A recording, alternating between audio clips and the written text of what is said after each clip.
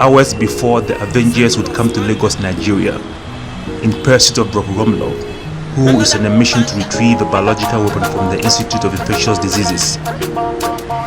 Yes, go get a SIM card. Buy one get one for one couple. Madam, go buy go get a SIM card. Buy one get one for one couple. Yes, Jimmy Choo shoes. Gucci, designer labels. Jimmy Choo shoes. Are the original? Now, show me the shoes of Milan. Go buy them. Look at them. Oh man, next. Uche Egwuonwu is at the burial of a 16-year-old girl who had died through the contraction of the deadly Lassa fever, a killer disease that has gripped Nigeria, sending many to their early graves.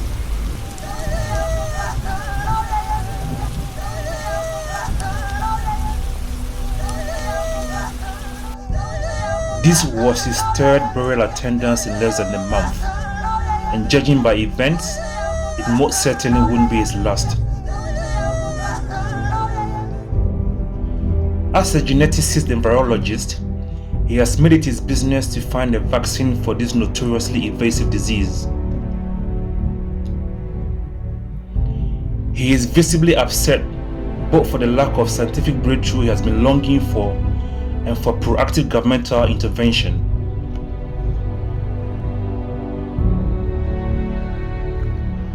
All of which has led to an epidemic in the country, which is worsened by limited specialized labs to help diagnose the disease, at which point it is next to impossible to distinguish between malaria and dengue.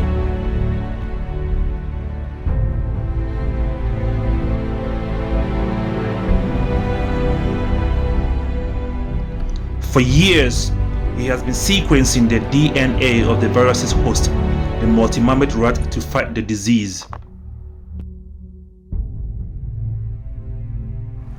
5 years ago, he was awarded the Nigerian Nobel Prize for Scientific Breakthrough Research for his work on the early analysis and diagnosis of tuberculosis.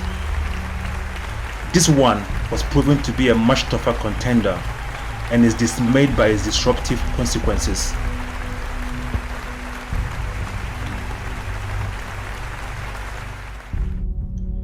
The burial ceremony was brief but painful.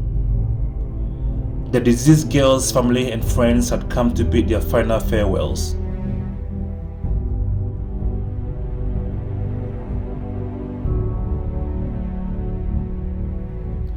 Uche had come too to pay his last respects. He stood behind a nearby tree to avoid being recognized and to give the grieving family their privacy.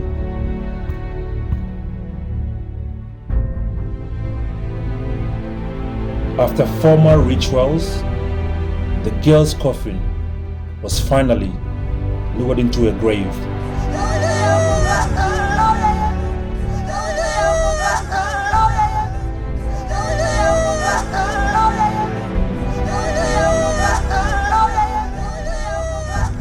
Her mother was inconsolable. Baba God, why? Baba God, why, my poor girl, Ngozi, my daughter, Baba God, why me, why me, Baba God? Chioma, it is well, oh.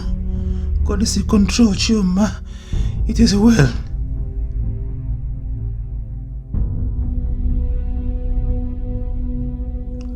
As the ceremony was over and the family was leaving, the bereaving mother suddenly noticed Uche behind the tree.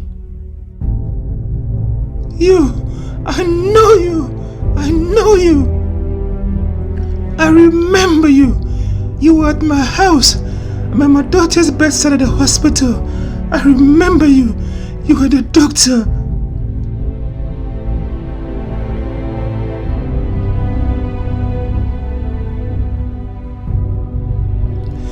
You said you were going to make my daughter well.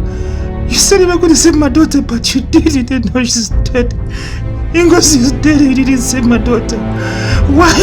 Where's my daughter? I want my daughter, Ngozi.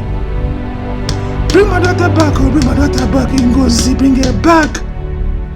She grabbed Uche by the shirt, thumping her fist at his chest. She had to be restrained by her husband. Son, I do apologize for her attacking you like this, but this is a very hard time. It's okay, sir. I do understand. I'm so sorry. My deepest condolences. I wish I could have done better. I'm so sorry. You did what you could have done. It is okay. Chioma, let us go.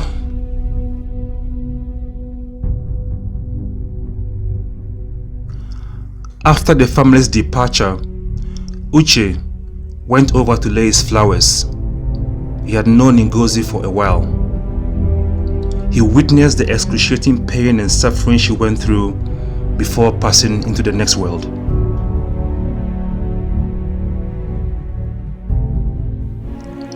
The reason he had gone into his profession was to help alleviate that very pain and suffering from Nigeria and the rest of the African continent. Watching death lay its icy fingers on Ngozi only served to reinforce his zeal to find a cure for the disease. He will put his life on hold till he finds the cure.